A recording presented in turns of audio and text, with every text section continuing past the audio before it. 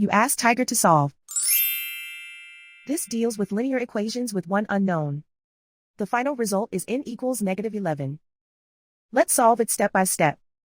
Group all constants on the right side of the equation. Subtract 3 from both sides.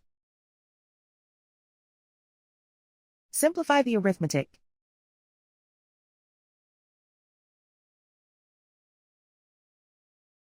Isolate the y. Divide both sides by 2. Simplify the fraction. Find the greatest common factor of the numerator and denominator.